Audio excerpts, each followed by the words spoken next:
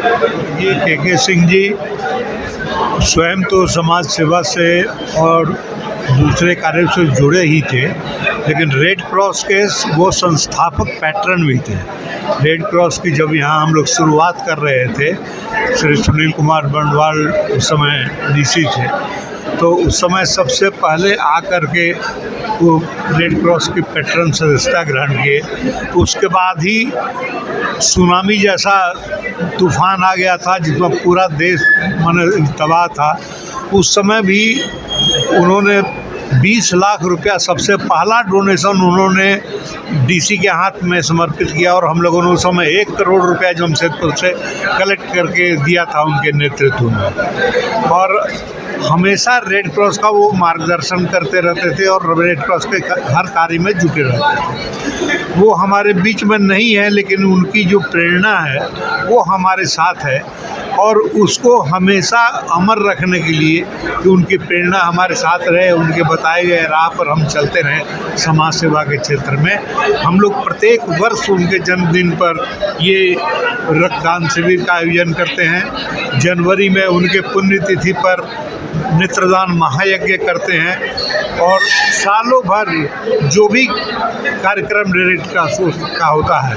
आज विकास जी भी हमारे पैटर्न हैं और रेड क्रॉस के सारे कार्यों में जुटे रहते हैं। हमारे ज़िले के वाइस प्रेसिडेंट भी हैं, तो ये भी के सिंह के बताए मार्ग पर चल रहे हैं। हम लोग भी उन्हीं के बताए मार्ग पर रेड क्रॉस को लेकर के चल रहे हैं, और इसी का परिणाम है कि आज पूरे भारतवर्ष में सर्वश्रेष्ठ रेड क्रॉस शाखा के रूप में राष्ट्रपति भवन में जमशेदपुर रेड क्रॉस को सम्मानित किया गया। स्वर्गीय के सिंह जी कि जिनके आज जन्मदिन में ब्लड डोनेशन कैंप का आयोजन किया जा रहा है। रेड क्रॉस भवन आज से 30 साल 40 साल के पहले यह स्थान में पता नहीं चलता था कि रेड क्रॉस भवन है। छोटा सा बिष्टुपुर में विजय सिंह जी के पूरी टीम रेड क्रॉस भवन को चलाते थे, लेकिन उस रेड क्रॉस भवन को बनाने में बहुत जमशेदपुर का योगदान, उसमें से स्वर्गीय के सिंह जी का बहुत बड़ा योगदान है। उन्हीं की याद में हर साल की भांति इस बार भी रेड क्रॉस भवन के साथ साथ के एजुकेशन ट्रस्ट फाउंडेशन की तरफ से आज मेगा रक्तदान शिविर का आयोजन किया जा रहा है। के सिंह के जो पुत्र हैं, उनकी धर्मपत्नी है, वह भी साथ है। उस समय कैसे करके समाज सेवा में?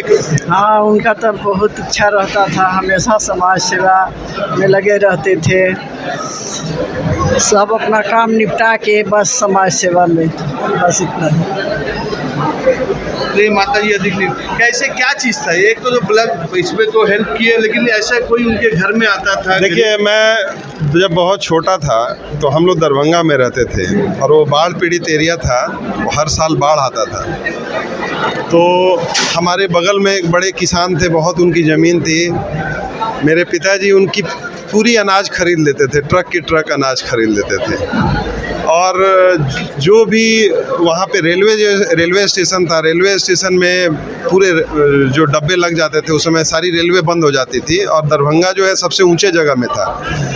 तो उस रेलवे के डब्बों में पूरे ज़िले से लोग, जो डूब क्षेत्र से लोग आते थे, वो रहते थे।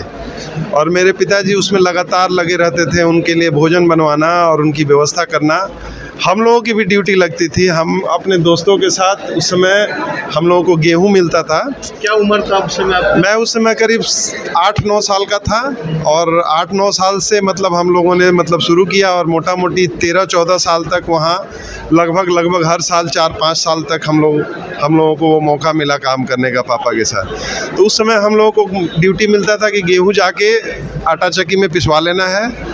और हमारे बगल में एक सिंधी परिवार था, उनकी ब्रेड की फैक्ट्री थी। तो हम लोगों को ड्यूटी था कि उनका भी बेटा जो है हमारे साथ था, तो हमारी ड्यूटी लगती थी कि उनके फैक्ट्री में जाके ब्रेड बनवा लो, और वो ब्रेड जो है वो जा कर के बांटना है। तो हम लोग वो ब्रेड बनवा के लाते थे, और फिर वो उसका वितरण करते थे कि सुबह का जो नाश्ता जो है, लोग ब्रेड क्या जल्दी ख़राब नहीं होता था, 2 दिन 3 दिन चल जाता था। तो इसलिए ब्रेड की बहुत प्रमुखता थी। और बाकी जो खिचड़ी और ये सब, वो मेरे पापा अपने स्वयं देखते थे। बाकी तो उनके ज़िंदगी में मैंने बहुत कुछ देखा है, बहुत कुछ सीखा है। हम लोग को कई बार ऐसा भी हुआ कि रास्ते में एक्सीडेंट में कुछ लोग घायल हो गए, हम लोग पाए गए, तो हम लोग को पूरे परिवार को पेड़ के नीचे वो 3-4 घंटे के लिए छोड़ करके उनको अपनी गाड़ी से ले जा करके हॉस्पिटल में भर्ती करा के इलाज करा के फिर आते थे और फिर हम लोगों को लेके गए। हम लोगों ने 4 घंटे पेड़ के नीचे भी बिताए हैं उनके साथ रह के। तो ऐसा हम लोगों ने देखा है उनके व्यक्तित्व को और उनके चरित्र को। आज तक हम लोगों ने नहीं देखा कि उनके पास कोई व्यक्ति आज तक आया हो, उनके पास पैसे रहे हो या ना रहे हो, जैसे भी हो वो कर्ज लेके भी किसी को मदद करने का एक मादा रखते थे और उस तरीके का सोच रखते थे। कभी ऐसा भी दौर आया क्योंकि पैसा कौड़ी हर समय एक समय नहीं रहता है, उस समय भी क्या पापा में वह चीज़ देखे थे कि वो हेल्प? मैंने आपको बताया ना कि उनको इससे मतलब नहीं था कि हमारे पास पैसा है या नहीं है। अगर पैसे नहीं है तो वो कर्ज लेकर भी वो अपने जेब में 50,000 रुपये तो एनी टाइम वो रखते थे कि वो कोई भी आएगा तो उसको मदद करना। और उनके साथ रहने वाले जो भी लोग हैं उनको ये इस बात का बहुत अच्छे से पता है और वो किसी को दिखा के वो कुछ नहीं करते थे। वो चाहते थे कि वो छुपा के टेबल के नीचे से मदद करते थे और किसी को बताएंगे नहीं। तो उनके जाने के बाद भी बहुत सारे लोग आए जैसे कि हम नौकरी कर रहे हैं, आज उन्होंने पढ़ाया मुझे, हमको ऐसे इलाज में मदद किया, हम आज डॉक्टर बन गए, ऐसे हुआ। तो इस तरीके का बहुत सारा चीज़ अभी भी आते रहता है। अभी भी बहुत सारे लोगों को दूर का लोगों को पता नहीं है। जैसे उनका कार्य क्षेत्र जो है बेतिया एरिया में रहा, चंपारण एरिया, फिर आपको मिथिला में मधुबनी एरिया में रहा। आज भी उनके साथ जो लोग रहे हैं अभी भी पुराने लोग मिलते हैं कहीं कहीं मुझे, तो उनके साथ बिताया हुआ अगर उनके साथ 5 मिनट का भी पल है तो उनके लिए यादगार है और वो मेरे पिताजी का नाम याद रखते हैं। क्या बोलना चाहेंगे उनका कुछ याद बताइए, क्योंकि आप लोग के साथ मैं तो उनके साथ मैंने काम किया हूँ और आज तक हम उस वैसे व्यक्तित्व के आदमी आज तक मेरे लाइफ में नहीं आए जो उनका व्यक्तित्व था। क्योंकि मैं उनके साथ काम किया हूँ, वो चुपचाप काम हम देखते थे, कभी कभी कि पॉकेट में पैसा रखते थे। अब कोई आ गया उनके घर में और किसी के सामने नहीं करते थे, चुपचाप निकाल कर उसको देते बोले चल जाए। माने वैसा हम व्यक्तित्व का आदमी हम नहीं देखे। हम बहुत समय तक उनके साथ काम किए हैं, हम और भी संगठन में उनके साथ हमको बहुत सौभाग्य रहा है मेरा कि उनके साथ काम करने का, लेकिन उस व्यक्तित्व का आदमी हम नहीं देखे। आज देखिए इतना जो फल फूल रहा है उसी का परिणाम है।